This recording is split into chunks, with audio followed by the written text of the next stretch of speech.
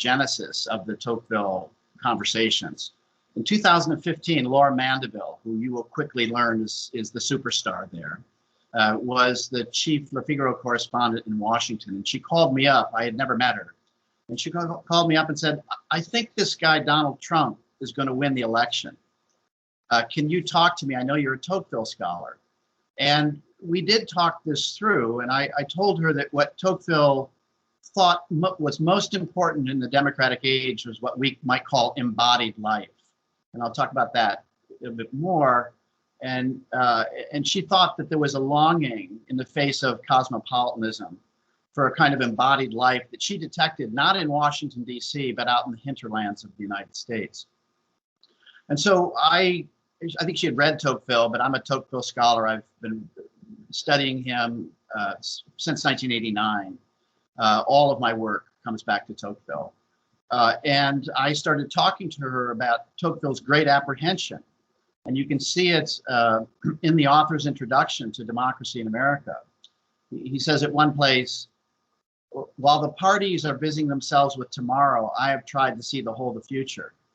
And already in 1835, he could see that the political debate was going to split between left and right. And he thought both of them in their own way were dangerous.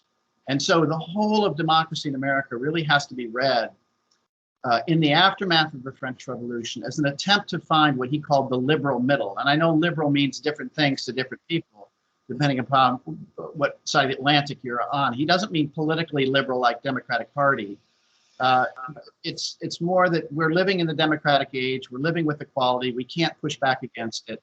I'll explain more, but he thought the middle was disappearing. And Laura and I talked at length about the disappearing middle in the United States. We talked at length about the disappearing middle in Europe. And I told her that Tocqueville was the one who first saw this. So Laura, being the ambitious and amazing person she is, contacted Jean Guillaume and said, I think we need to have a conference, an annual conference at the Tocqueville Chateau in which we struggle with the political polarization in the world today, especially in the United States and Europe, and try to find the Tocquevillian liberal middle. That's what we're trying to do. We'll have people on both sides of the political aisle there, but we are deeply informed by this Tocquevillian understanding that we have to live in embodied life. The whole of the literature on civil society, which some of you know, is entirely indebted to Tocqueville's Democracy in America. And I'll explain that as we go along. I mentioned I'm a Tocqueville scholar. Behind me, I have a lot of books, many of them from the 19th century. I teach social and political theory and theology. And my view is that there's only one man standing at the end of the 19th century and into the 21st century. And that's Tocqueville. He's the one who saw most clearly the perils ahead, the circumstance of the democratic moment. And my view is that he is our best guide to the 21st century, full stop. And I think everybody should read Democracy in America. I know in Europe, largely the Ancien Regime is read, but Democracy in America is an extraordinary book.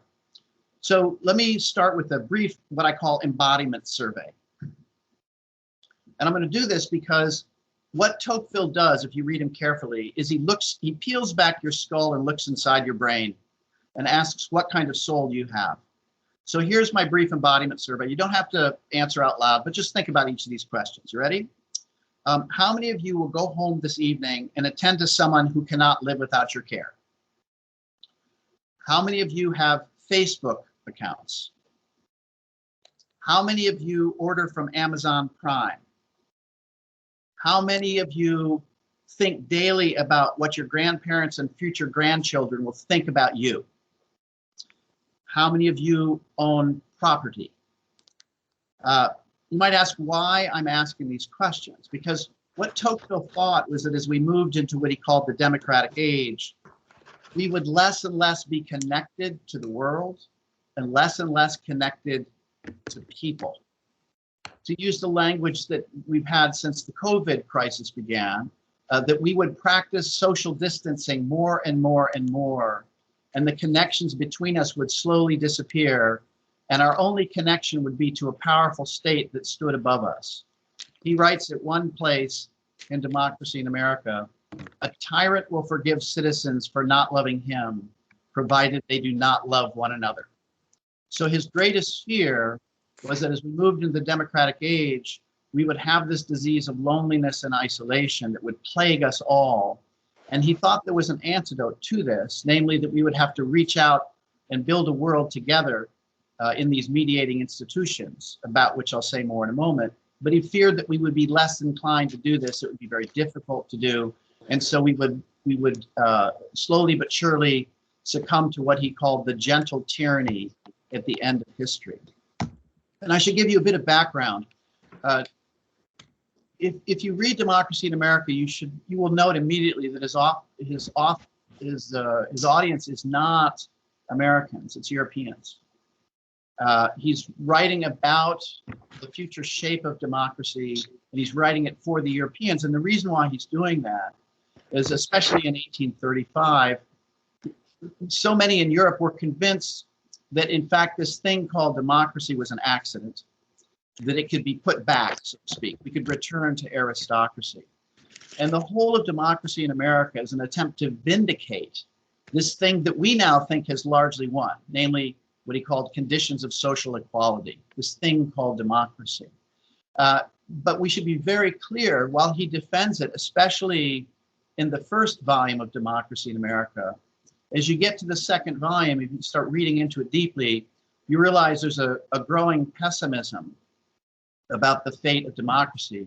He thinks if we get democracy right and we build a world through civic associations and face-to-face life, in point of fact, we will have vindicated democracy. He says in one place, democracy properly undertaken unleashes an energy never before seen in human civilization. But he worried that unless we're very careful, we would cease to look to one another to build a world, and we would look to the powerful state. And so at the end of history, at the end of the age of democracy, democracy could not be vindicated. In point of fact, it would have produced isolation and a new kind of despotism, a new kind of social tyranny, in which case his arguments against the aristocrats fall flat on their face. So he knows that it's not self-evident that democracy can win and prevail and be healthy. And he does say in one place, we're fated to live in equality, but there's two kinds of equality, and this is what you must understand. There's equality in freedom and equality in servitude. So while we're moving from the aristocratic age of hierarchy and inequality to the world of equality, there's two kinds of equality. And he worried that the lesser kind would win. All right, so that's the larger framework. I'll say more about that as we move along. But let me also raise a couple of issues about the contemporary moment that I think point us toward Tocqueville's understanding of the problem. So I think one way of looking at the post-1989 world is that we have two phenomena which seem to be independent. We've got globalism on the one hand and identity politics. We've got a kind of bifurcated sovereignty, what I call management society, the Devassier, the Davos man on the one hand. And then on the other hand, sovereignty has collapsed utterly into self and identity. I call this selfie man. I do not think it's an accident that hundreds of millions of selfies are literally taken every day around the planet. And I know you guys don't do that, but I know some of your friends take selfies. This is a very, very bad thing, because what it suggests is that the world is the backdrop for you. And one of the paradoxes that Tocqueville saw emerging was that we would, on the one hand, feel utterly empowered as selfie man. That's my term, not his. Utterly empowered on your Facebook page, in your social media to cancel people. We would also, this would be met on the other side with a complete sense of impotence. And so, for example, whatever your views on climate change, when Trump turned away from the Paris Accords, so many people around the globe said, well, that's it, the planet is doomed, implying that the only way we can solve problems is at the global level. And so you've got this split idea of sovereignty, where the self is sovereign and yet management society is sovereign. You need to think about this experientially. What does it mean that on the one hand we feel profoundly empowered, and on the other hand utterly impotent, and we go through our day bouncing back and forth? Now, there's a passage late in Democracy in America in Volume 2, which I take to be the deeper volume, by the way, written 5 years later, in which he says, I foresee a time coming when citizens will think of themselves as greater than kings and less than men. And, not or, and less than men. And what he means by that is that we would oscillate back and forth between thinking of ourselves as completely sovereign, nobody can touch us, we have a sacrosanct identity, everybody has to respect it, we are sovereigns. We would oscillate back and forth between thinking of ourselves as greater than kings, that's selfie man, and less than men, meaning we're utterly impotent to do anything. Only the global elites, only cosmopolitan man, only global coordination can solve problems. This for him is a profound problem. It's psychologically deeply unhealthy. We can talk about this at length later if you want, but my suggestion, and I've written this up on a number of occasions, is that he anticipates the problem of bipolarity and manic depression. We make this a medical problem. And what I'm suggesting to you is that Tocqueville saw this as a sociological problem, that when you break the links that hold people together, what happens is they fall into this condition where they're not accountable to anybody, and yet on the other hand, they feel utterly impotent because they're not connected to anybody.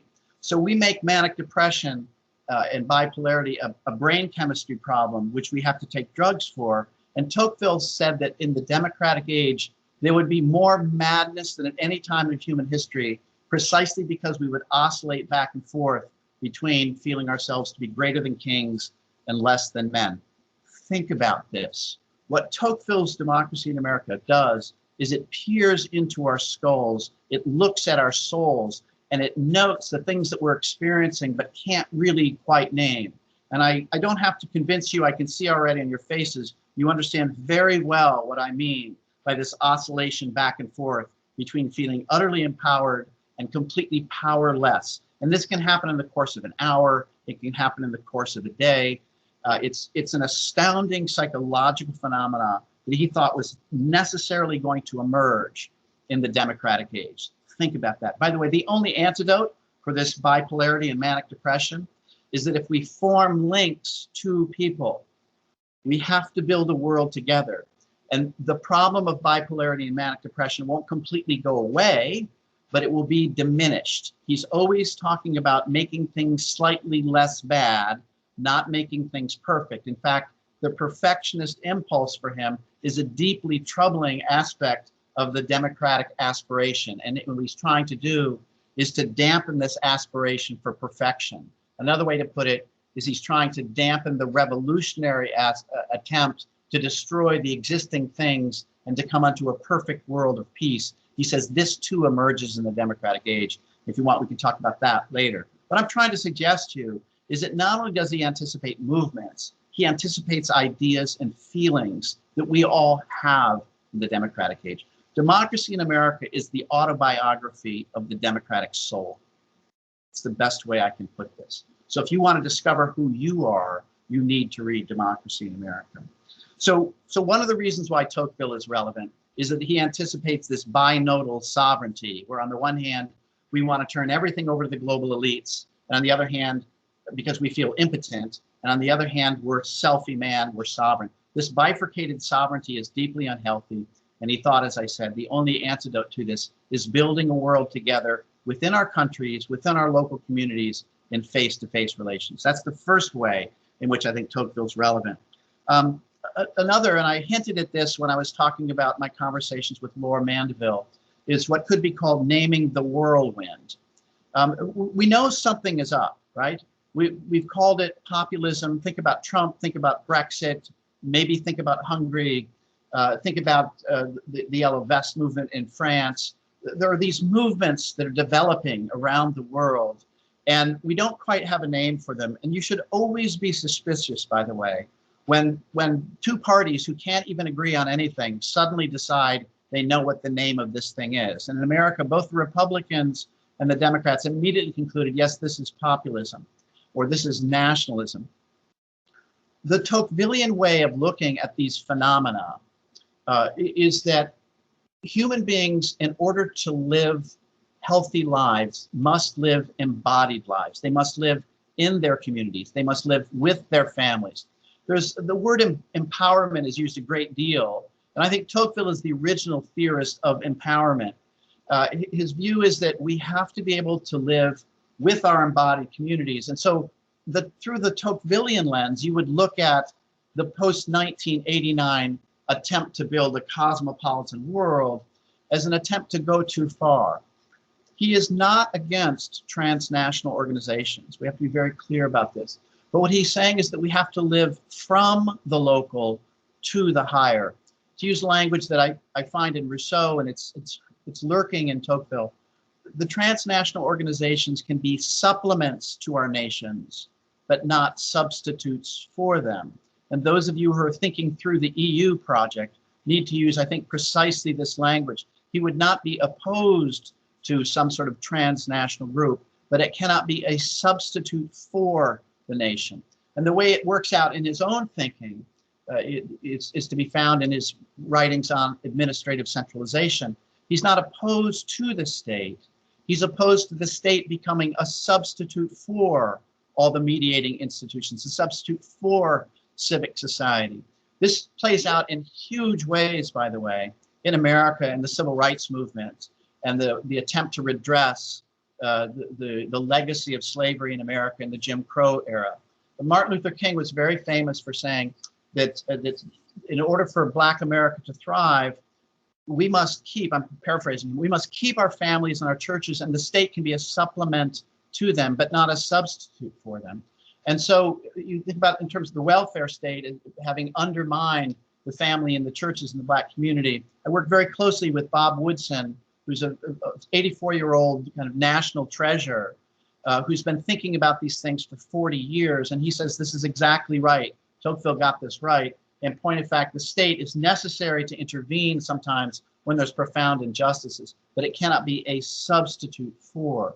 And so when Tocqueville thinks about embodiment, he's not saying we have to be nationalists. He never says that.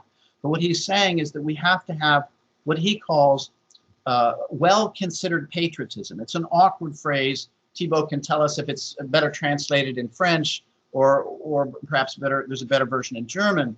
But he's saying we have to be connected to our countries responsibly, not with, we don't deify our countries. That's a very dangerous thing. That's called nationalism.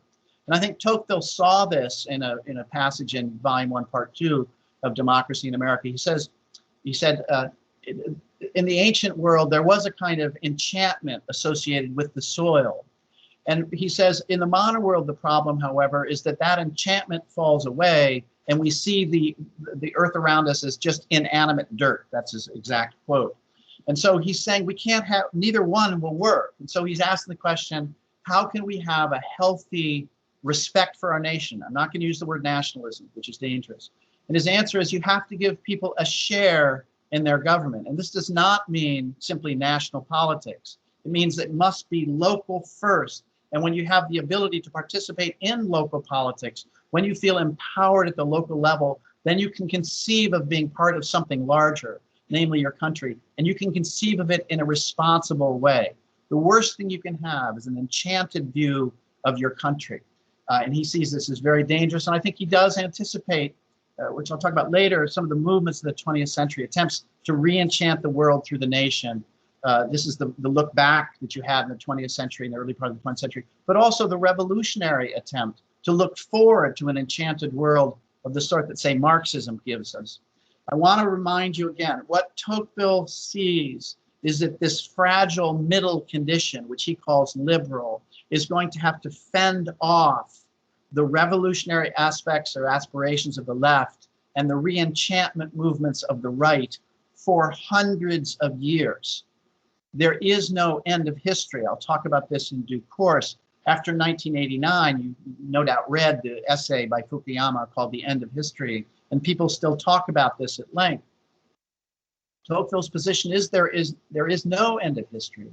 There will be constant attempts to push beyond the limits of the liberal middle and to have aspirations, revolutionary aspirations to go forward and end the current state of things, as Marxism does, or re-enchantment attempts to go back to the Middle Ages. Some of you perhaps are following this movement that is developed in American conservatism. It's also in Europe, though, called the Integralist Movement. Some of you may have heard of this. These are actually friends of mine in political theory who want to return to the Catholic Middle Ages and have the church and politics be united. Tocqueville is opposed to this because his view is these things have to be separated. So again, we can talk about this if you want. And by the way, if you want to raise your hand at any time, I'm happy to stop and take questions and make elaborations. So just simply raise your hand, or if I don't see you because the little icon is very small, just speak up and I'm happy to jump in on your question. You have a question, Anthony? Yeah. Yes, Can you hear me well? Or yes, I can. It's quite good. Okay, it's just echoing here.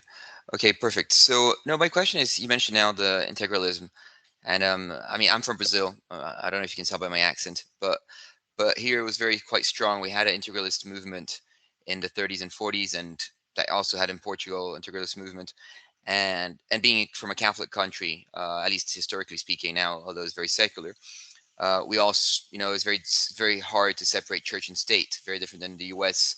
history. But which makes me look back and believe that's not that bad idea, church and state, to a degree, right? My question would be, I mean, if Tocqueville really, I mean, I know he believes in the separation of church and state, but at the same time, I mean, how does religion affect the public life then in certain circumstances? And I mean, and if you take God out of the equation, what you're left just with natural law, and how would that be regarding politics? I mean, there are a couple of questions which I believe a visible religious entity, and I'm not putting the Catholic Church specifically, to be honest, should have some sort of power, or at least, I'm not saying the church should tell what the state should do. I'm not saying that, but in like the end of the day, there must be a spiritual vision of the state. Otherwise, what would it be? Yeah. So I wasn't sure if we were going to touch on the religion question, but let's do that now. Okay. So I'm going to answer the question directly in a minute, but I want to give you some background about what he's thinking. So Tocqueville's question, well, I'll give you a quote, a paraphrase. 18th century philosophers were convinced that religious zeal would die down as enlightenment and freedom spread. It is tiresome that the facts do not fit the theory.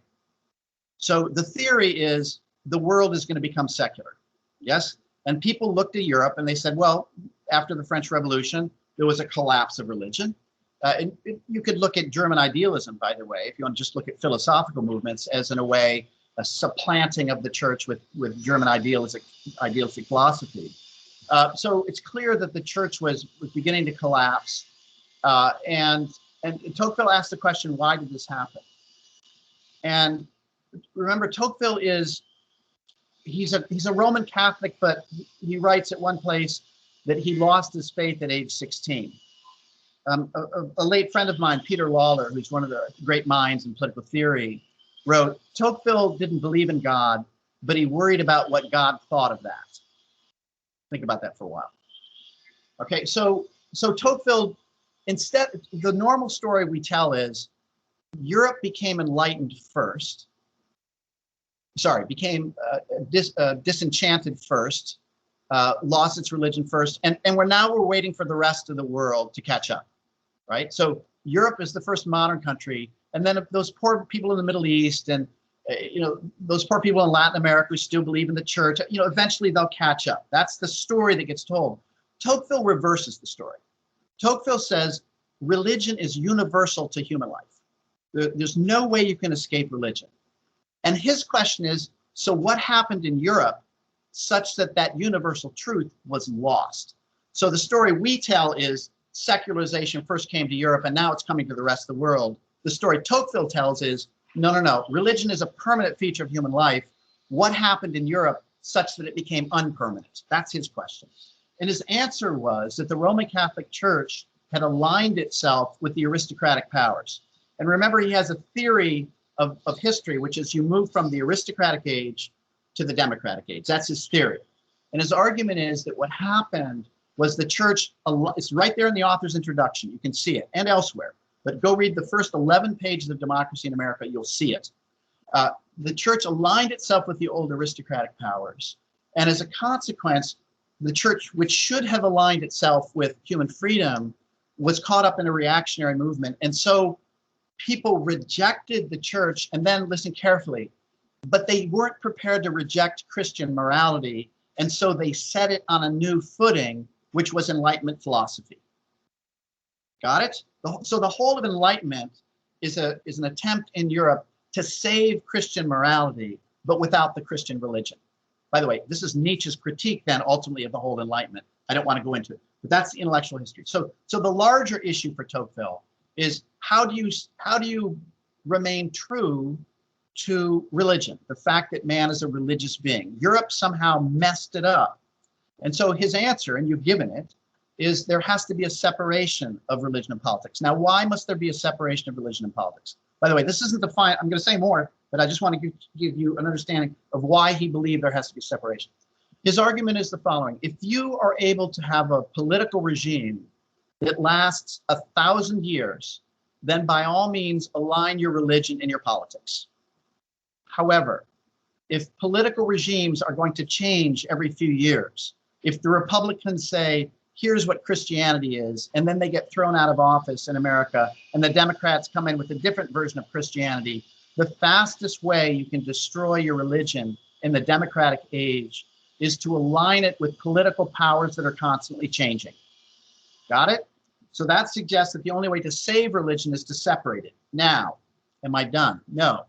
So Tocqueville says our confusion is the following. We can only think in terms of direct effects. He says, no, there's direct effects and there's indirect effects. Tocqueville, when he writes about these mediating institutions, you have to ask the question, what's he doing? Why is he doing this? And what he's doing is a very ancient idea.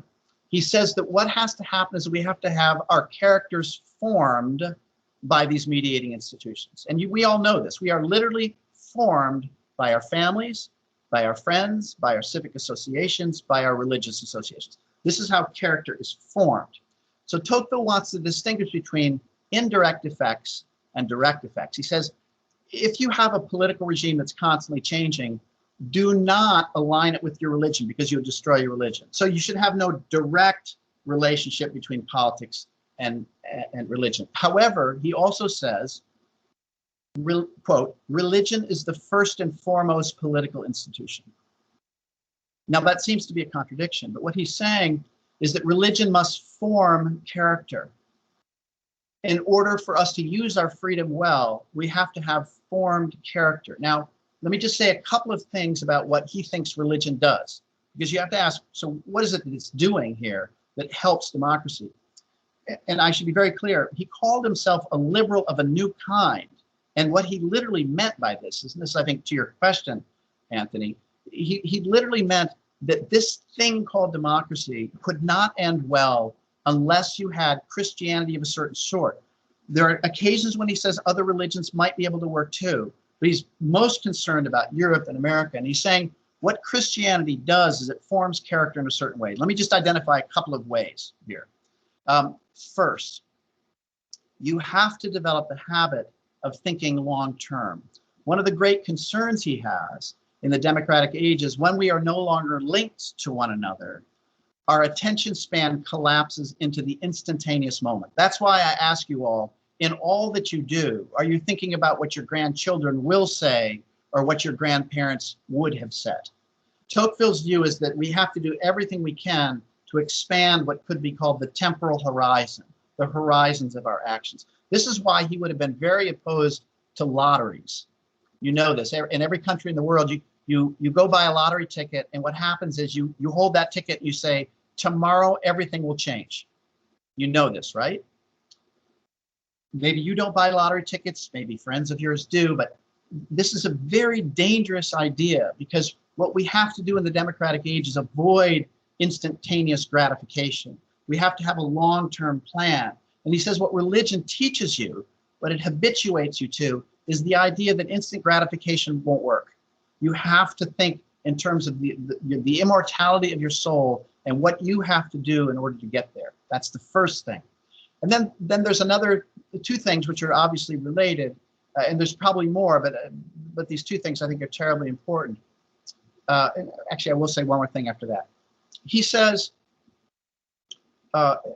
religion teaches two commandments: love God above all else and love your neighbor. Now, isn't it curious, he would say, he doesn't say, but I think the implication is clear. Isn't it curious that precisely those two commandments speak to us where we're weakest in the democratic age? How so? One, we are cut off and alone and isolated. The great temptation in the democratic age is to pull into yourself and become self-eman. For that reason, the commandment to love your neighbor is essential in the democratic age. There must be literally a commandment that tells you to go against your nature, which is to be selfish, and pay attention to other people. And then the other one, love God above all else. Well, that's a curious one too. And you think, well, what does that have to do with the democratic age? Well, think about it this way. Tocqueville says one of the great ailments in the democratic age is what he calls middle-class anxiety. Everywhere I've gone, people have explained to me that they suffer from this. I teach in the Middle East often, and even the children of billionaires, and there are billionaires in my classes in Qatar, they even have middle-class anxiety. What is middle-class anxiety? Middle-class anxiety is to have tasted enough of the goods of the world to know of their benefit, but not be secure enough in them so that you can hold on to them. Okay, you've tasted enough, but you're not sure you're going to have them, which is why everybody goes to college and everybody then gets a master's degree. And then that's not enough. So you have to get a law degree or a medical degree or maybe a PhD. Everybody has to constantly struggle because they suffer from this middle-class anxiety. Now, in the aristocratic age, Tocqueville, following Burke, said there are two distinct strata. One, you've got the gentleman who's protected. This is the aristocratic elites who are protected by law and so don't have to worry so much about falling. So these are the groups that produce the great philosophers and the great artists. They're not worried about middle-class anxiety. And then you've got the poor who can never rise. Okay? Neither one of these groups have middle-class anxiety. He says when you destroy social stratification and nobody is certain of their place and the people at the lower level can rise, you get an entire civilization that has middle-class anxiety, and now to come to the next point, is fixated on the material world, which is what's necessary for them to pay attention to if they're going to advance.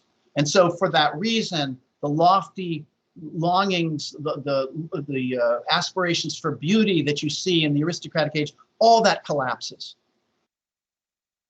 And people become fixated on the material world because we have middle-class anxiety. Okay, now you can understand the second commandment, love God above all else. He's saying, in ages of equality, when we're fixated on middle-class anxiety in the material world, we have to have something that draws us away from the world, right? Love God above all else. So precisely those two commandments speak to the democratic soul where he or she is weakest, right? We're prone to withdraw into ourselves and we're prone to fixate on the material world, okay? That's one other thing. And then last thing I'm going to say about this, which may turn out to be the most important of all, he said, the human mind cannot handle an unbounded horizon in front of it. And you say, what does that mean? And so here's how I explain it to my undergraduate students. In America, and I suspect everywhere in Europe as well, students apply to colleges and they make 15, 20, 30, 100 applications. And in the time going up to the moment when they receive notification about where they're going, what you all do, I know this, I've talked to students for 30 years about this. In the month before, you fall asleep each night wondering, well, what would it be like if I got into this college? And you spin out a whole world. And then the next night, it's another college. And so you have this unbounded horizon in front of you with infinite possibilities. And at some point, you say to yourself, I don't care where I go. I just need to know where I'm going. What does that say psychologically? It says that the human mind cannot have an unbounded horizon in front of it. When you have an unbounded horizon, you don't get freedom, you get paralysis. And it was only after you discovered where you were going to actually go to college that you began to calculate literally how you could use your freedom well within those bounded constraints. So he thinks what religion does is it binds the moral imagination. And by binding the moral imagination, then and only then, listen carefully, can you be free. So that the condition of freedom is being bound. He used the term salutary obedience, a beneficial obedience. So it's only by being bound first that you can establish your freedom. And he said the great temptation in the democratic age is what he called the truant's freedom, the freedom of the runaway. This, by the way, is romanticism. Okay, and almost all of my students around the globe, and I've taught in Buenos Aires, Lisbon, Qatar, Iraq, across the United States, all of my students suffer from the democratic disease of romanticism. Now, what is romanticism and why does it emerge in a particular time of history? And Tocqueville's really good on this. Again, he's always thinking like a sociologist. In the aristocratic age, you're bound. You have a role. You have connections to people, which you cannot escape because you're born into them. And of course, in the democratic age, we celebrate the destruction of all those roles. We say, no, no, we're free. We can do whatever we want. And what Tocqueville thinks is that romanticism emerged precisely at the transition from the aristocratic age to the democratic age. And romanticism, I hope you understand, is this intermediate condition where you can fall in love with somebody, but yet social stratification keeps you from being able to marry that person, right? So there's a natural human affection that can appear for the first time because you're no longer just a role, you're a person. Well, that's a mouthful. We can talk about it later. But romanticism emerges when we begin to break up the links that hold us fast to our positions. But that's only the first stage. The second stage is when all those connections die, we dream of an absolute unbounded freedom. This is cosmopolitan man. This is the romantic soul. This is what Hegel called the beautiful soul. And you tell me if you have a beautiful soul, the beautiful soul that hovers over the world and can see that when he or she steps into the world, it's always a limit. If I step into embodiment, there's always a constraint. And so the romantic soul, the beautiful soul, the democratic soul keeps moving back and forth, thinking about the limits that we have if we choose any form of embodiment. This is part of the reason why we want to be cosmopolitans rather than citizens of our own country, because we see citizenship as a limitation. Another great example of this is the term that I hear all the time, I'm spiritual but not religious. Do you know this term? I'm spiritual but not religious. So many of you use it. You don't have to admit it. I hear it everywhere I go. What does this mean? You always, when you hear these terms over and over again, you have to ask, what's going on here? And Tocqueville gives us a way of thinking through this. He says, look, the great problem in the democratic age is that we're completely disconnected. And when we're disconnected, at least we see infinite possibility in front of us. But he says the downside of that is we're utterly anonymous. We're utterly disembodied. It's a promise of universal freedom. Think of the universal rights of man as a perfect example of this. And what Tocqueville's saying is the only way we can live is by stepping into our embodied condition. And we discover our freedom in those conditions. So you discover your freedom as a citizen, not as a cosmopolitan global citizen. That's a contradiction in terms. You discover your freedom within the nation that you find yourself. It's only through the conditions of bondage and constraint that we can discover the sort of freedom that we can actually have. It's only by being married that you can discover what it means, and we can talk about this too, to be a man and a woman. He really did think that we were going to get to a stage where we were going to try and deny those differences altogether. If you want to talk about that, that would clearly take the rest of the time. We can talk about that if you want. But the general point that I'm making, I hope is clear, which is that he most worried that once the links start to be broken, we would dream of a universalist condition which required nothing of us. And on the one hand, it would be tremendously liberating, and yet we would go to sleep at night utterly empty. And so he says, what you must do is build a world where citizens are immersed in their daily practices into their embodied communities, which means get out of Facebook. I teach a lecture called Facebook is Death, and I mean it. Stop living in a virtual world. The virtual world is a supplement for embodied life, not a substitute for it. And yet the great experiment we're performing now is what I call substitutism. Everywhere we go, we're turning supplements into substitutes because we want to avoid the difficult task of living in the embodied form that we find ourselves as a citizen of this nation, as an inheritor of this religion, as an inheritor of this kind of family. The only freedom you will ever find, Tocqueville says, is by being bound. And at the beginning of democracy in America, he's responding to Europeans who have said, well, look at those silly Americans. They're a religious people. And his answer is, you Europeans, we Europeans have thrown off this idea of bounded freedom. And as a consequence, we're going to move back and forth between re-enchantment movements and revolutionary movements. The Americans will never have a French Revolution. I'm now putting words in his mouth, but he would say he would never have a French Revolution and never have a re-enchantment movement, say the form Italy had in the 1930s. They'll never have that because they're bound by their religion. And so they don't oscillate back and forth between trying to redeem the present by going back or by going forward, as Marxism does. I mean, I just said an awful lot there, I understand. But what he's saying is we can't find our freedom except through embodiment. And he sees romanticism and cosmopolitanism as the great threat. And again, there's something deeply wrong with nationalism, make no mistake about it. And this is how the left sets it up.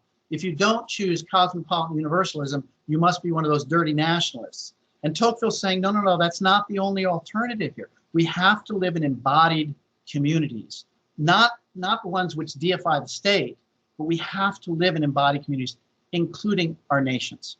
Okay? And this is, I think we can all agree, this is one of the great questions of our time. And Tocqueville, I think, gives us a way of thinking about our nations, which also gives us the opportunity to think of transnational organizations, which can be supplements, but not substitutes for our nation. Anyway, it's a profoundly important question. So back to Anthony's point about religion. We're not going to survive this without a bounded imagination. And Tocqueville thinks that if you don't have religion, what you're going to probably get is not, he says in one place, if you're going to be free, you must believe. If you don't believe, you will obey the state. I'll put it in another way. Human beings are always going to worship a one. It will either be a transcendent God or an immanent one, the state, the one visible power that stands over you. Human beings are always going to worship. And it's either they're going to worship the state or they're going to worship God. He literally says that. Okay. So his thoughts on religion are pretty remarkable. They're also very perplexing in places. And if I can just mention one place where it's perplexing. Here's a book which defends a certain view of Christianity in the democratic age. I'll say something about that in a second. But it's an account where not once does he use the word sin. Not once in Democracy in America does he use the word sin. And the question is whether one can conceive of Christianity without the word sin. That's the first thing I'm going to say. I'm going to say one more thing about this. He says there's two kinds of religion. Here he's talking about both Christianity and Islam, precisely. This is in volume 2, part 1, chapter 4, 5. He says, look, what's the problem of the democratic age? And think about this in terms of your own experience. The problem of the democratic age is that nothing fits. We're told to go out and make a living and that money matters most, and yet we love people and money is not the most important thing. We're told that economics can't do everything, that we're supposed to be students, and yet you're told that in your educational institutions, you're just consumers. We have these different, I'll call them modes of experience. Religion speaks to us when our mothers are dying and we're sitting at the foot of their bed and we say the Lord's Prayer. It speaks to us in certain moments, and human experience doesn't quite fit in the democratic age. It's not parsimonious. It doesn't all work well together. And so Tocqueville asked the question, what will give people the strength to endure a world that doesn't quite fit? And I will say that since 1989, when I started reading this book, I've been asking this one question. What is the one thing, if I had to tell people what the one thing that Tocqueville most worried about, it would be this, that he thought in order to live in this democratic age where things don't fit, we'd have to be certain kinds of soul that could live with things that don't fit together. And he asked the question, well, how could we do this? He says in one place, by the way, unity becomes an obsession in the democratic age. We want one set of rules that apply to everyone, not just in the country, but in all of Europe and in all of the world. One set of rules, we want uniformity in everything. And oh, by the way, since we've been talking about men and women, we don't want to admit that there are differences between men and women. We don't want to live in a world of difference and a world where things don't fit. And so we're going to insist that men and women are literally the same. And he sees this as a deep pathology. Okay, so now we come to the question of religion. So how can religion help here? And he says, look, there's two kinds of religion. And again, he's thinking both within Christianity and within Islam. One form of religion is one that says, come unto me, the world doesn't fit. I will give you a comprehensive system, and you can turn away from this democratic, non-parsimonious existence, and everything, you'll be at peace. It's one system, and all you got to do is step into it, and you won't have to worry ever again. He thinks that's bad, and the reason why he thinks it's bad is because he thinks the nature of experience in the democratic age will never fit. Things will never quite fit for all of us, and it's going to agonize us. And so he says another kind of religion can give hope. That is to say, it allows you to recognize that things don't quite fit here. To put it another way, that injustice will never be fully here in the world. Right? We labor amidst the thorns. I'm going to be biblical for a minute. We're cast out of Eden. We labor by the sweat of our brow and the thorns of creation. And we can't solve that problem. We can do what we can to bring about justice, but the world will never be completely just. There will always be a need for forgiveness. Things will never quite fit. But what he thought was a certain form of Christianity gave man hope.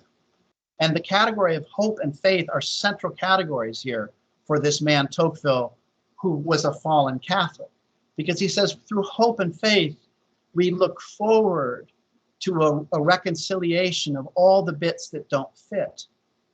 We recognize, to use the language of St. Paul, that we see now through glass darkly, translucence, and maybe later face to face. You know, some of you might know this reference. I'll put it another way.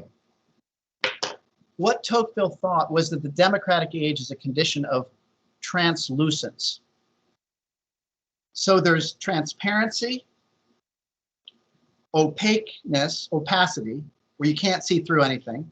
And then there's this intermediate condition called translucence. You understand what I mean? Have you seen those glass blocks where you can sort of see light coming through, but you don't really know what's on the other side? You know what I'm talking about? So transparency, translucence, opacity. Those are the three alternatives. He says a religion of hope allows you to live with translucence, where you don't fully understand one another, where things don't quite fit, and yet you live in hope that at the end time, there's a reconciliation and you can have transparency. We see now through glass darkly, then face to face. And what he's saying is that the revolutionary impulse, which he first identifies with the French Revolution, which he called, incidentally, an incomplete religion. It's a brilliant insight. Namely, it aspires for the things that religion offers, but without going through religion. And he thought what the revolutionary impulse does is it gives us a longing for transparency. And this revolutionary impulse survives today in the words we use when we talk to one another about what we want from each other. We want authenticity. We want to be honest with one another. We want to know each other fully. I want you to think about this very deeply in your own personal lives. What are you asking for from other people? And he's saying the great democratic disease is that we long for absolute transparency. This is Rousseau's longing for authenticity, by the way, as well. And he's saying we're not creatures who can have that. And yet we long for it. And to come back to Anthony's question about religion, he's saying if you don't have religion, which gives us an understanding of why we can only have translucence now, then you're going to try to fulfill the longing for transparency through some sort of revolutionary political movement. He thought the French Revolution was one of these. And I would add, even though Marx quotes Tocqueville, Tocqueville never quotes Marx. I don't know that he read him. But I think Marxism is the second great incomplete religion because it longs for transparency. When does that transparency appear? Well, you know this. I hope some of you have studied Marx. I teach him, and I have for 30 years. Marx argues that for the whole of human history, to use the biblical language that I've just given you, we labor by the sweat of our brow. This is the problem of human scarcity. And that once we get to late capitalism, we can finally solve the problem of human scarcity. And once we have the revolution, then we can see each other face to face. Then there's the end of alienation. So Marx too has this idea, this incomplete religion, that somehow we can move from translucence to transparency. And Tocqueville is a liberal. I keep coming back to this. He's trying to find the middle way between the revolutionaries who long for transparency and the people who believe in re-enchantment, where we can go back and be fixed in our roles and not have this revolutionary longing, but not live with the lack of parsimony in the democratic age. I'm telling you, I'll say this again and again. He's asking the question, will you and I have the strength of soul to be able to live with the world that doesn't fit, where this nation has this law and this nation has this law, and it's okay? Or are we going to insist, as neoliberalism does, that the whole world adopt the Western moral position? And you need to think about this. What's this longing that we have for uniformity? And what he's saying is we have to be able to live in a world where things don't quite fit. And oh, by the way, where do we learn those things? Well, we learn them in one manner in religion, but we learn them in our families, right? Well, you want your mother and father to understand you, your brother and sister, but they're never going to quite understand. And you actually learn that. And when they're on their deathbed, you might long finally for a breakthrough with your mother and father, but it probably won't happen. And you have to understand this is the nature of life. And when we meet each other face to face to build a world, we don't sit around and negotiate our identities so that you can see who I am transparently and I can see who you are. No, that's not what we do. We recognize that we're never going to fully understand each other. And still we have to build a world together. And in building a world together, maybe we can begin to discover a bit more about who we are, who I am, and who you are. Right? It's a world of translucence. He says in one place in this fantastic chapter on poetry, near the end of the book, man alone has poetry in him. If he were a stone, there'd be nothing to say. If he were a god, there'd be nothing to say. But man alone lives in this condition that's partly dark and partly light. And that's why he has to use poetry to explain who he is and never fully understand. Right? There's a depth that we plumb and we never get to the bottom. Another way to put this in terms of the Enlightenment is that reason's light does not go all the way down. The grand hope of the Enlightenment is that through reason, we can come to know ourselves. And what Tocqueville's saying is, no, human beings are these really strange creatures that can never fully know themselves or each other. And that, let me just finish on this and then we can go to something else. That's why he thought the formalities of the aristocratic age were important to retain in some measure, not entirely. But he's saying it's very important because we can't have absolute transparency. It's important that we recognize that the way to live in this condition of translucence is with the formalities. You might want to have with your husband and wife absolute transparency, but you're not going to get it. You can't understand yourself, let alone another person. For that reason, you live within the formalities of marriage. My brother and his wife, they're as different as can be, and they occasionally have these huge fights. And the ritual they have is the following. The next morning, no matter how bad the fight is, my brother will bring his wife coffee in bed. Okay? This is a formality which allows you to recognize that you're not going to fully understand each other. And we have to live in a world of formalities. That's why, in a way, the most profound thing you can say when you're passing someone on the street is, how is the weather? If you're searching for authenticity, you're going to say, well, tell me about your soul. But if you understand that the human being is a great mystery, You will pass each other on the street and say, how's the weather? How are you doing today? You'll say all these formalities. That's a recognition that there's a depth that we can't understand. And that's what Tocqueville wants to retain, is the depth that we can't understand. And one more thing, which I've already said, he wants to retain variety in the human race. In one place he says, variety is disappearing from the human race. He believes that the great challenge in the democratic age, when we're searching for unity, is to maintain plurality. And you can see how this would work itself out in terms of the relationship between nations. Every nation is an experiment. Every subunit within a nation is an experiment. He wants variety to proliferate, but he worries that we're not going to want to live with variety because we're scared of difference. This is something we have to understand. Another way of saying this is we're scared of the absence of parsimony. Okay? Anyway, think about these things. He's really saying profound things about who we are and how we think. There are lots of things I want to say, but I want to talk about war just for a few minutes. I think Mallory has a question maybe before we move on the next. Yeah, I apologize. Go ahead, Mallory. No worries. I didn't know if you could see me or not, so I just thank you, Thibault, for calling me. So I had a question about, I was interested in something you said a little bit ago when you were employing this sort of dialogue in your explanation of the kind of like, I guess, psychological effects of moving into the democratic age. And you were kind of using this voice to describe someone saying, oh, well, you need to make money, you need to do this, and this sort of motivating pressure that affects our behavior and then leads to this sort of oscillating. And so I'm wondering if you could maybe provide some more information about what Tocqueville, how he kind of characterizes that voice as a sort of dialogue of our lives. And I'm wondering if that is something that I guess kind of also could go into religion and be either replaced by or substitute, I guess, by something a little healthier. Or I'm wondering if is that just kind of like a disembodied motivation. Wait, say more about the economic part.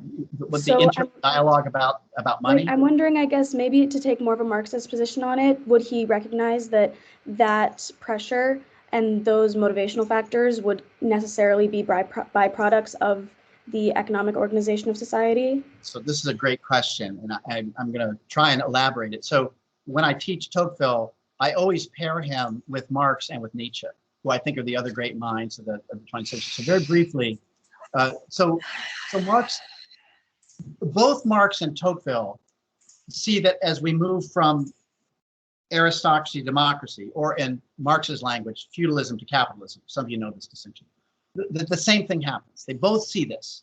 And what is the thing that happens? Is that you start with a plurality, for lack of a better word, a plurality of values. And it collapses into one, namely money. This is Marx's great insight, is that capitalism is characterized by the elimination of every other possible standard of value. I tell my students one of the great questions of democracy in America is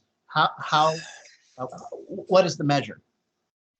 What's the measure? And what both Marx and Tocqueville see is that in this modern condition, democratic, capitalist, money can easily become the only measure of things. Now, Marx says, here's the difference. Marx says it's inevitable, that money becomes the only possible measure. And I need to explain why he thinks that's both bad and good. So remember Marx's problem, which is the problem of human scarcity. And if you have other measures, then you're not going to be able to allocate resources effectively. And so his argument is the only way we can solve the problem of scarcity, listen very closely, the only way we can solve the problem of human scarcity is if everything comes to have a monetary value and inefficient operations are destroyed, businesses fail, and you get global capitalism, which chews up everybody. Everybody must become a wage slave. Profit must become the single motivation. And in the process of doing that, we're able to unleash the full productive capability of capitalism. That's why he hated bourgeois socialism. I'll give you the modern word for it, social justice. Hated it because he thought that the attempt to have responsible capitalism, and I know this is a big thing in Europe, responsible capitalism, this slows down the profit motive. And so what you're trying to do is get justice before you've solved the problem that must be solved in order to get justice. You can't get justice from Marx without solving the problem of scarcity. So if you're a social justice warrior and you want, Goldman Sachs to be convinced about ESG and diversity and diversity, equity, and training, equity and inclusion training, Marx would say you're mad.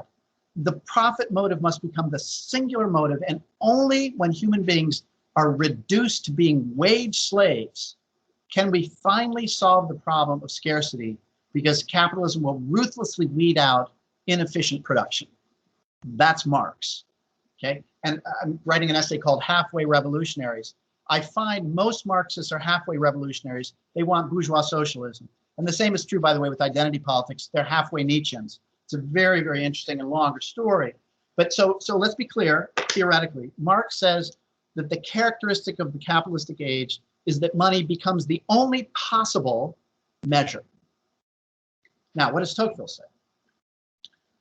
Remember what I said about parsimony. Tocqueville says that unless we're careful, you and I in our own lives will think in terms of money as the universal measure, okay? Because we're fixated on middle-class anxiety. We go to university and you get, silly professors like me saying you should read the great books, and your answer, and it's correct, is, well, how am I going to get a job doing that? How am I going to support my family? We don't have time for the great books. I have to become a business consultant to make money and I have a house and all that. So remember what I said about parsimony. Tocqueville says that it could go that way, that money becomes the only measure. But now we get to theology. Listen to what he says. It's in Appendix 1Y. He says, man's idea of unity is always sterile. God's idea is infinitely plural. God brings about a unity at the end of history through infinite plurality in time. Man will always try to sterilize, and simplify. And so what Tocqueville's saying is, listen carefully, it's not that Marx was right about the stage of history. It's that Marx was right that our impulse is to try to think through life in terms of one measure, money. Now, here's the question. Is that literally a violation of the very order of things? And Tocqueville's answer is, yes, it is. And so what we recognize is that money is incredibly important, but all of you know what I also know, which is, but wait a minute, that's not the only thing. What about beauty? What about love? What about fidelity, not to being an educational consumer, but to being a student? What about all these things that money can't quite comprehend? Now, Marx says they all collapse necessarily into money, and Tocqueville says they could if you and I insist on having a unity, living in accordance with unity. But if we live in accordance with what is true, namely that the world is plural and that there are real differences which we have to acknowledge, then we can overcome that problem and not succumb to what Marx has claimed. Money becomes really important, but money is not the only thing. Let me give you an example of that. So Marx says that everything is money and therefore everything is social cruelty and marriage is only a monetary relationship. So here's what Tocqueville gets out of the conditions of equality. Listen up, this is really important. He sees money becomes the measure, but he also sees that something else happens. So it's not just money. Here's the difference between Tocqueville and Marx, right? So here, how do we get to money becomes the most important thing? Well, in the aristocratic age, you have what could be called an economy of obligation and loyalty. And any of you, and I do, my family came from Lebanon, or one half of my family came from Lebanon. If you come from, say, the Middle East or other parts of the world, you know that there are things you do simply because of your role and because of your obligations. And money is only part of what you do. That's the aristocratic age. So in aristocracy, you have what I call an economy of obligation and loyalty, where money is one thing among others. And what Tocqueville says is, as you destroy social stratification, as you destroy social structure, as you destroy social roles, you have to have a way for society to move and develop. And so you need a new currency, and money becomes the substitute currency for obligation and loyalty. That's why the Middle East is so interesting, is because it's a mix. And frankly, every other part of the globe is this mix of an economy of obligation and loyalty and an economy of money. Only in the West, in America especially, have we almost completely gone away from the economy of obligation and loyalty. Okay, so Tocqueville predicts that on the basis of the destruction of social stratification, money becomes the universal measure. Okay, that's Tocqueville. Sounds like Marx. But here's what he also says, and this is what's so very interesting. When you're living in a stratified society, you have obligations, and you can only see the people who are immediately above you and immediately below you. You have no idea of universal humanity. And therefore, you can't see the suffering of other classes. You really can't. Tocqueville cites a letter in volume 2, part 3, chapter 1, from a 14th century aristocratic woman whose daughter is getting married. And she says, honey, I can't wait for you to come home and have a marriage here in the castle. The fiddler has been acting up, so we cut his body into 4 parts and put them on the north, south, east, and west sides of town. And we're hoping that class of people will stop acting up. And I can't wait for you to come home for the wedding. Now, have your mothers ever written you a letter like that? No. Tocqueville says it would be a mistake to think that this woman was cruel. She literally could not see the suffering of other people. So what happens then when you destroy the stratification in social class? Tocqueville says what happens is something absolutely remarkable, is that for the first time in human history, we can see the suffering of other people who once were different classes. This is why foreign policy in Western countries is also oriented by the suffering of people abroad. It never would have been in the aristocratic age.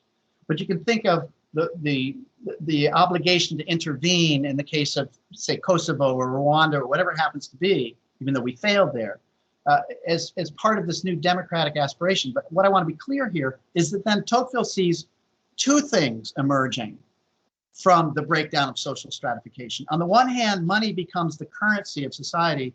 And on the other hand, this strange experience that you all have, which is, yeah, money is important, but I have this sympathy for the suffering of all these people, and I can see their suffering. And it can't simply be reduced to money. I mean, this is part of the animation for the social justice movement in the first place, is the visibility of suffering. And so you want to modify capitalism, which can only pay attention to money, which is what you're seeing as well. So Tocqueville saw 2 things emerging in the democratic age that don't quite fit. On the one hand, our empathy for the suffering of everybody, and by the way, philanthropy.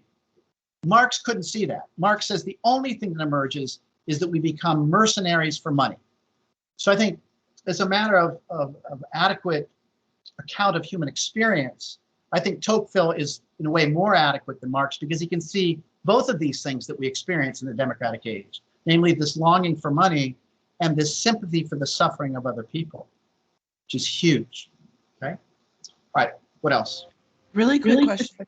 Yeah. You mentioned that there's no idea of universal suffering or cruelty. Is this Nietzsche's critique of aristocratic cruelty and his want to bring it back? So Nietzsche wants to reestablish a pathos of distance, right? By which he meant the invisibility of the lower people in the eyes of the higher people, right? So Nietzsche's argument is that the only way that you can have an advance of civilization, the only way you can actually save Western civilization, is if this thing that has occurred in the West, namely the breakdown of social stratification, the visibility of suffering everywhere, which stops us from acting. The only way that we can save Western civilization is to return to this invisibility of classes, so that the noble will act out, create new values, and the weaker people will be collateral damage, but they don't care. So that's a long-winded way of saying, yes, Shadi, that's right. Thank you. Yeah. A bit about war, maybe. So Tocqueville thinks like a sociologist, never forget that. And what he observes that the aristocratic age is characterized first and foremost by glory, war. Now, I don't want to attribute this only to Tocqueville, because Tocqueville is part of a longer development within the European and Anglophile world, which produced what I call the Fable of Liberalism. And by fable, I don't mean the lie. I mean the story of liberalism. And that story goes in the following way. Europe was racked by religious wars, and it was. This is the 100-year wars between Protestants and Catholics. And the conclusion was that we need to redirect the passions of glory, the passions of war, toward commerce. And in redirecting them, we make a productive use of these former passions for war. So the aristocratic age is characterized by glory and war, and the democratic age is characterized by commerce. Now, as I said, this is the great story that you get in the whole of Western liberalism. It long predates Tocqueville. It's all the way up to the current day. When Secretary of State Kerry said in the Obama administration of the Russians, when they invaded was it 2014? He said, do you remember what Kerry said? Anybody know? Anybody remember? And I'm not picking on the Obama administration because the Republicans are the exact same way. This is a liberal thing. He said 21st century nations don't do that. We don't do war anymore. Got it? So the theory that's in Tocqueville and in the whole of liberalism is once there was war and the passions of glory, and by the way, this is also manliness. We need to be clear about this. And that is giving way to a new, more civilized world where we lower our sights and we don't do war, but we do commerce. And so you can imagine that within this fable, both left and right, there's great incredulity when wars break out. And again, I'm not critical here of Kerry. I'm saying what he said was perfectly predictable. 21st century nations don't do that. Now, the problem is that that's an end of history narrative. And I think both Europe and America has been completely enchanted by this end of history narrative. And what I want you to understand about Tocqueville is that he had no such illusions about the end of history.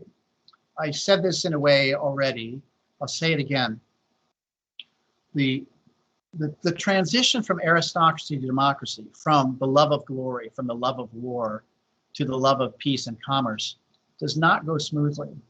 If you read the author's introduction, he says, just 3 or 4 pages in, well, here was aristocracy, and here's where democracy is going to take us, or could take us. But it didn't happen that way. And what he describes for 3 or 4 pages in that author's introduction is the train wreck that occurred in Europe. And what he's saying is that, listen carefully, that a nation that has an aristocratic past is going to take a long time. It's going to have a very difficult transition to the democratic age, the movement from roles to persons, for example. And in my 15 years off and on in the Middle East, this is exactly what I saw. This transition that Tocqueville is talking about in 19th century Europe is happening in the Middle East today. And what he recognizes is that one possible reaction to this coming democratic condition of social equality is to look back and to try to re-enchant the world, to go back to the aristocratic age of glory. And what he's saying is that this is going to be a 500-year struggle. The story that your generation has been told was, well, yeah, they experimented with re-enchantment movements in the early part of the 20th century. And in Marxism, that's kind of been disavowed now that the Berlin Wall fell. And so now liberalism won. But Tocqueville's not telling that story. While he embraces this fable of liberalism up to a point, he's always too smart for his theory. This is what's so amazing about him. He'd give a theory, and then there'll be places where he indicates to you that the theory itself is flawed. And what he sees is that liberal societies, which are going to be horrified by the reappearance of war based on re-enchantment movements. And this is one way to look at what Putin is trying to do, right? The relinkage of the Orthodox Church and politics, the grand anti-liberal synthesis because he thinks liberalism has failed, as so many re-enchantment movements claimed in the 20th century.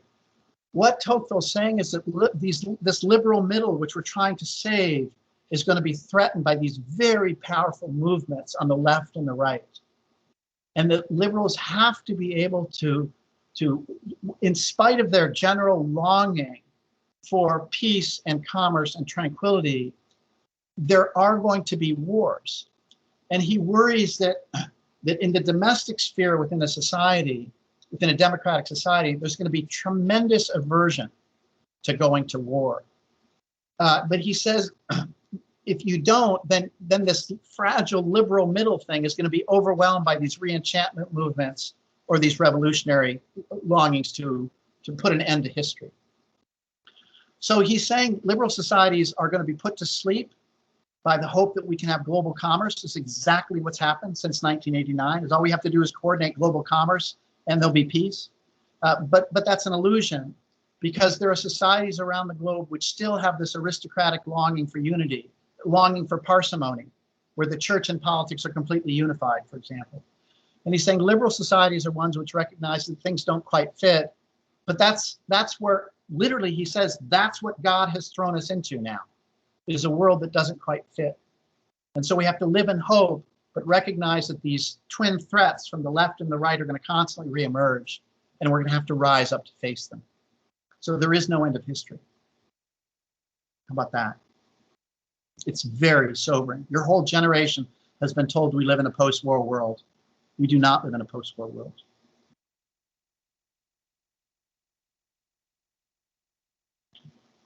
Surely you have more observations about what we've talked about before or about this. And again, Tocqueville's not a warmonger. He believes in commerce. He also says, by the way, if a nation wants to retain its democratic liberty, it should do everything it can to avoid wars, because wars will always concentrate power in the hands of the central government, which is a threat to democratic liberty. So he's not an advocate of war, but he's saying, don't deceive yourself that we live at the end of history. Yes, please. Yeah, so if I, thank you for speaking. If I paraphrase what you are saying, basically it means that free trade is an instrument of peace, and therefore being against commerce is being an instrument of war, basically. That's the way it's set up in the Fable of Liberalism, that the grand idea, to put the matter as strongly as I can, is that political units don't matter. Right? I mean, that's been the project of the post-1989 world. We'll have free trade, political units don't matter. But even Adam Smith, I mean, it's very interesting. I mean, think of the title of Adam Smith's book, right? The Great Defense of Capitalism. What's it called? It's not called The Wealth of the World. It's called The Wealth of Nations.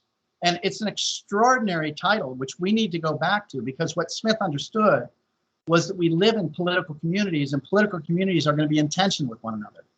And so while he gives us the basis of neoclassical economics in the first 100 pages of The Wealth of Nations, he then spends the rest of the book saying, well, wait a minute, we live in a world of nations, and so we have to have barriers to trade. We have to protect this industry and that industry. We've completely forgotten that. The defenders of free market have forgotten that we live in political units. The supply chain crisis has revealed this very, very clearly. And so one way of reading all this is that we aim too high.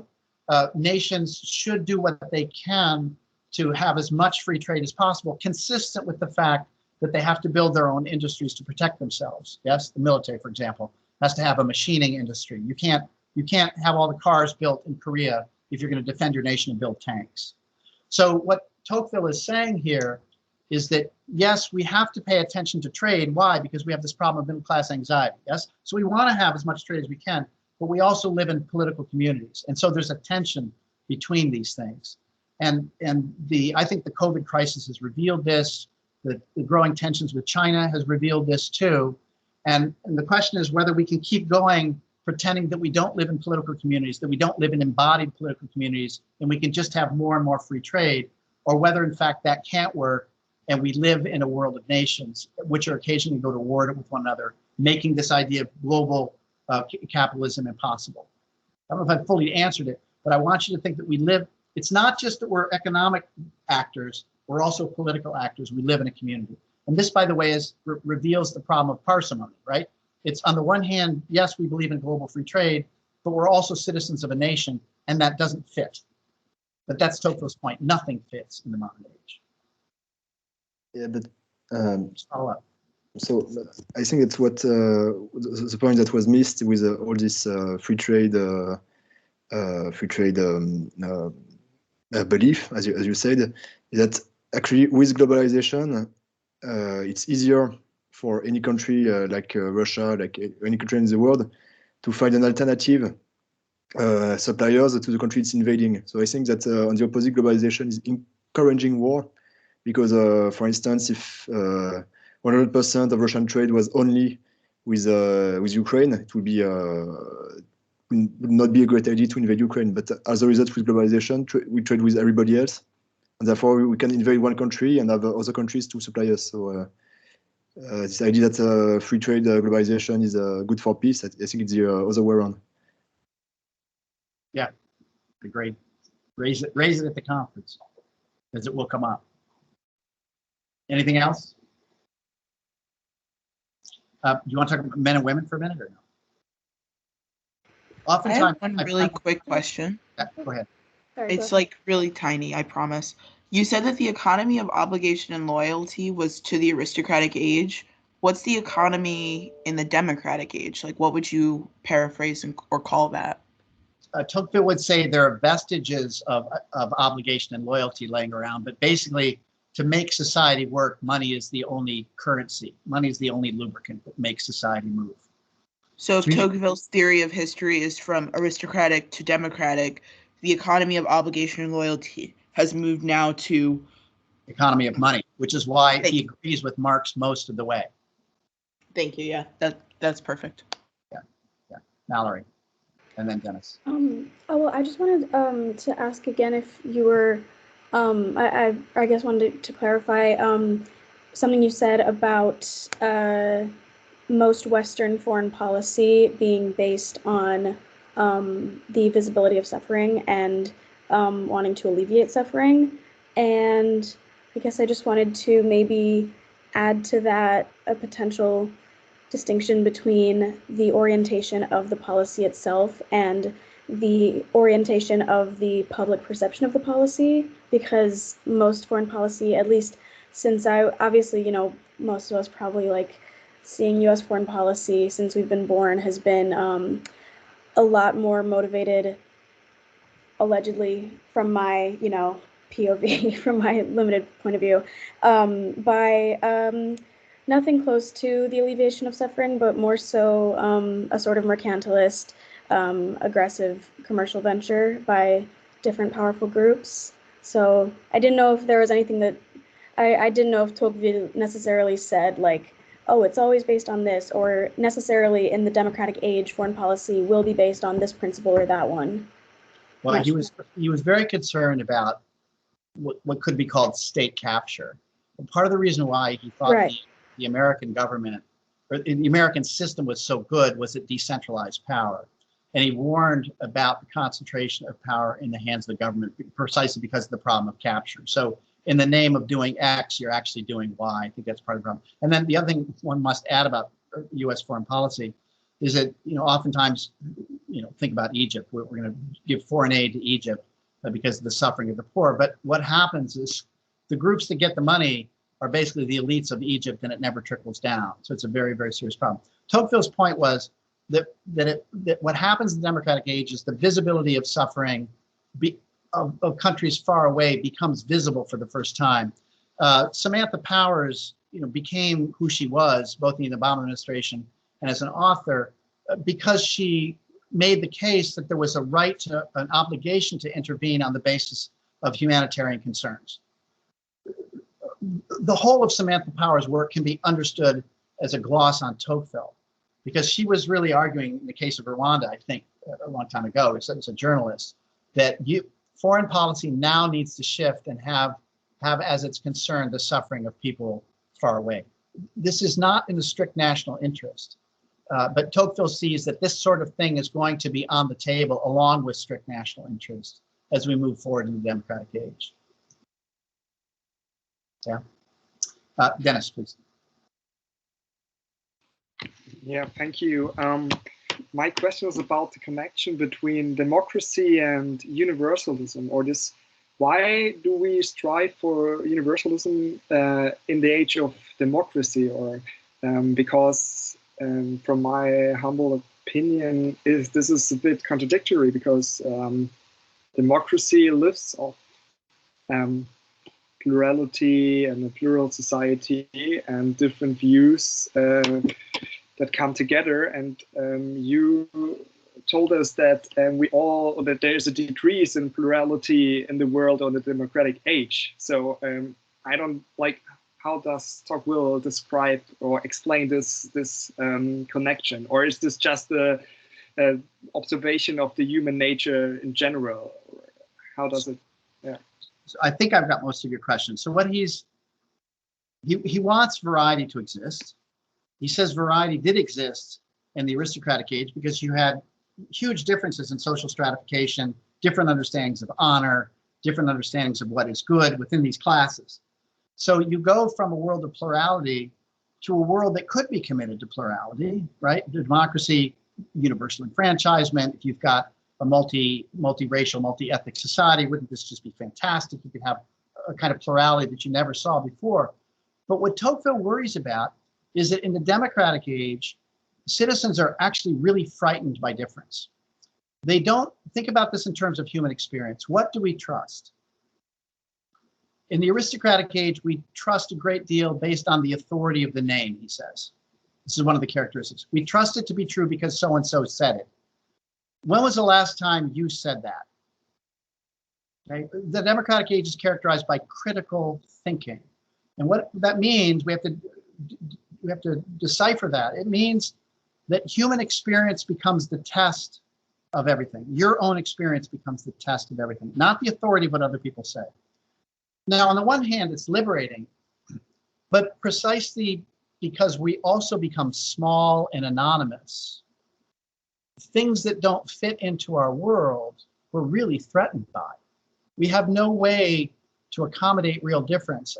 I say to my students, the great paradox of democracy is that for all of our talk about love of diversity, on Tocqueville's account, that's the farthest thing from the democratic soul's mind. What we do is we break into smaller and smaller circles of people who have our own prejudices, and we call our own prejudices universal, but we're really frightened to talk to other people. I had a student come up to me in the Middle East. She was a woman covered in an abaya, and in broken English, she said to me, "Why are all your professor colleagues telling me I have an identity? I'm a Muslim. Why do I have an identity?" And it's actually quite revealing. Why is it that we use the word identity ostensibly to recognize the plurality that's out there, yes? But why does it have to be rendered as identity? Isn't that a way of stripping everything down and making everything in a way monovalent? Why can't you just let people speak for themselves? They don't have to have an identity. Isn't that a kind of superimposition?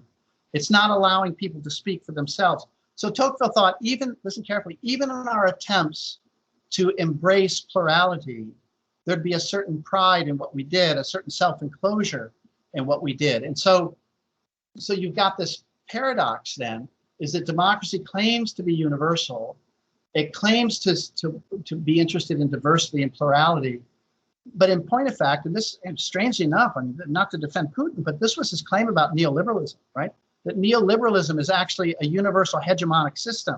The Chinese are making the same claim. And not that I'm supporting the Chinese or the Russians, but you always have to be careful when you're making a universalist claim. It might not be universal at all. It might be just a particular universal. And that's, in fairness, that's what so many countries around the globe are opposed to when they see America and Europe doing this thing called neoliberalism. That's why I think Tocqueville's liberalism is really important. We need to remind people that liberal means plural. It doesn't mean homogenous. And liberal has come to mean homogenous. Everybody has to have this set of moral commitments, or else they're part of the deplorables and the irredeemables, right? And what Tocqueville's saying is, no, you really have to have real pluralism, and we're frightened of that. So there's a longing for universality, a claim that there's a willingness to embrace difference, but real difference, gang, really living with difference is incredibly hard. It means, if you're on the left, it means going out and talking with the deplorables about Roe versus Wade. And they believe that, conception or life begins with conception. I mean, they believe that.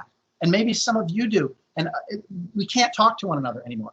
And Tocqueville's saying this is the great loss in the democratic age, is that we're becoming smaller and smaller, and social media helps us do that because we defriend people who are different. This is a huge problem for Tocqueville. Anything else? More raise? I am surprised. Its time is up, but I'm really surprised you all were, I don't know, scared or tired, didn't want to talk about men and women. I mean, I'm always down, but sometimes doesn't seem like the right. Okay. Maybe when we see each other in person. Actually, I'm not going to be there, unfortunately. I Okay. can't make it this year. But can I have 1 minute on this, Thibault? Okay, so Yeah, go ahead. I made this probably a case that's even too strong. What Tocqueville saw was that what the aristocratic age missed was that there are respects in which men and women are in fact equal. He thought that this was the problem, was that in the aristocratic age they were viewed as two entirely different species. And he says what you get with democracy, ideally, is this intermediate, non-parsimonious understanding of the relations between the sexes, which is actually incredibly healthy. And the non-parsimonious understanding is there are respects in which men and women are completely equal. Moral and intellectual equality. Full stop. But he said there are also respects in which they're different. And a word that occurs throughout democracy in America is the word generation, as in civilizational renewal, as in having children. And his argument is that you have to recognize that there's both sameness and difference, and you need to carve out a place where generation is safe. Now, the contemporary answer is, but what about career? And Tocqueville would say to that, I understand why career becomes as important as generation. Why? I've already given the reason. Because as the economy of obligation and loyalty collapses, then money becomes the universal measure of who you are, which means as a woman, your measure is basically how much money you're going to earn. And I saw this with my mother's generation. It all changed from the 1950s to the 1960s. Women who were perfectly content to stay at home looked at their husbands and looked at the society and said, wait, if money is the only measure, then I'm worthless by staying at home and I'm leaving. That all happened in the 1960s. So Tocqueville sees why this idea of a protected space is going to be destroyed when money becomes the only measure. And yet the problem is, then you've got a situation where women are largely responsible for generation, having the children and frankly, the labor in the first couple of years of breastfeeding and things like this, and also having a career. So he thought that you'd end up with this paradox where women are doing two things rather than one thing. There's no answer to this, but what I'm trying to tell you here is that the solution that we have found, or we're aiming for, is the pure democratic solution, where we say there's no differences between men and women. In the aristocratic age, there was only difference between men and women. And he thought the healthy intermediate condition is one where we recognize both difference and sameness. And if we don't do that, we're going to move in the direction that we're going now, which is no, it's all completely the same. There are no differences. And then, if I may make the prediction, then what happens when you disallow healthy understandings of masculinity and femininity, then what you get in the space that's outside of the public space is caricatured and deeply destructive versions of femininity and masculinity. Got it? So you have to recognize that there's difference publicly. If you don't, then you're going to get in secret caricatured differences, which is why I think you get a kind of hyper-masculinity and a hyper-femininity, which is deeply, deeply destructive, alongside this claim, this public claim that there can only be sameness. Tocqueville thinks that won't work. Anyway, that's hugely controversial. But I'm not saying Tocqueville gives us something we can go back to. I'm saying he formulates the problem. Dominic. Where does the kind of the social construction of what masculinity and femininity means kind of play into that? So let me raise this in the context of the larger question, right?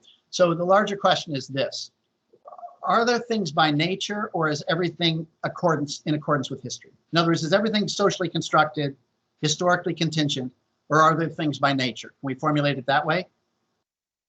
So in the aristocratic age, the claim was the social order and everyone in it and everybody's location was by nature.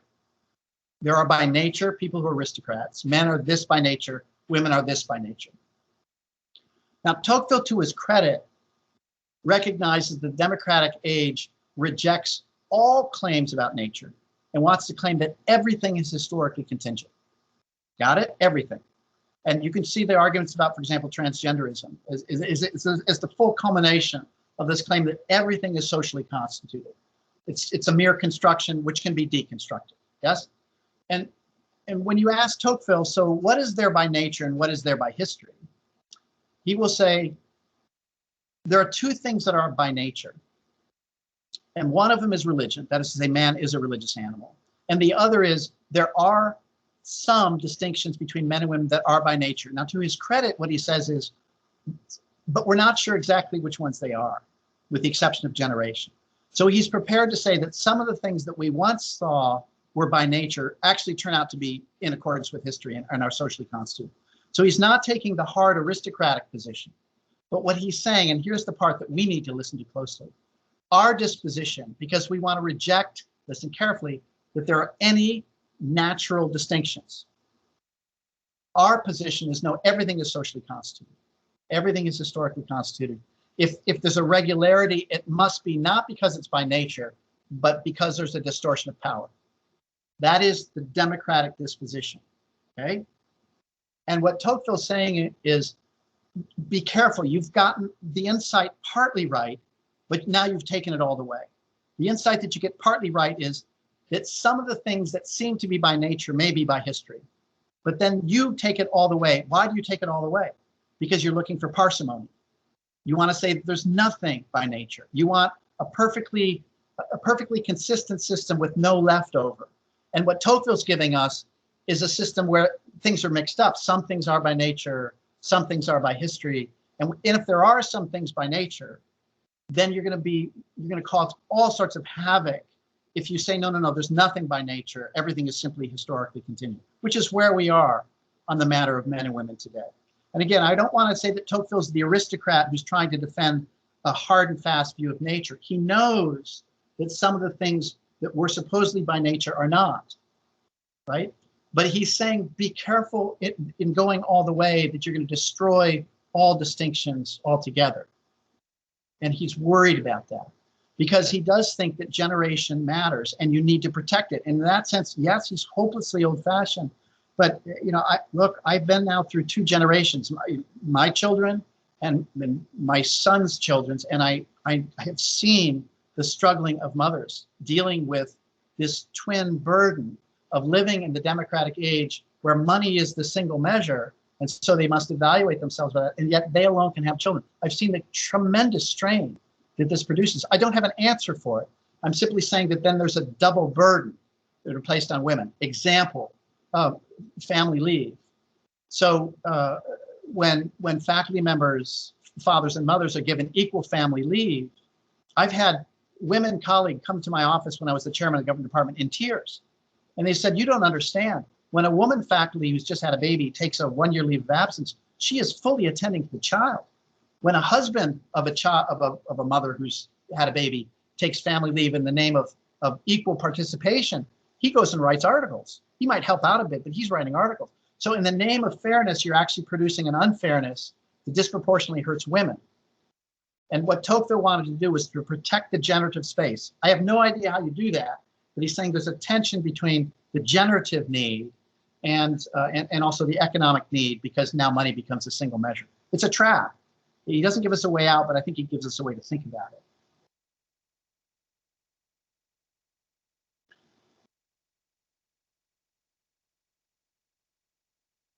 Does anybody want to ask a last question? No? Okay. Let me say one more thing. You will probably go see the Tocqueville Library. If you don't have tingles going up and down your spine and perhaps tears in your eyes, then you don't know what you're seeing. Okay? Jean-Guillaume will probably pull out a copy of the Ancien Regime. He'll probably pull out something by his traveling companion, Gustave Beaumont. And you should know that Alexis de Tocqueville spent some portion of the 5 years between the publication of Volume 1 and Volume 2 writing at that desk, writing Volume 2. And I can assure you that Volume 2 is 1,000 times deeper. As beautiful as Volume 1 is, Volume 2 is 1,000 times deeper because it's there that he peers deeply into the democratic soul. And so read Volume 2 and then think of him sitting at that desk. And if you don't get chills up down your spine, you don't understand what you're seeing. That's a great conclusion. Thanks, Josh. My Thanks, pleasure. everyone. Enjoy. And see you at Tocqueville. Yes. Thank you so Thank you, much. Josh. Thank you. Bye. We'll miss you this year. Thank you.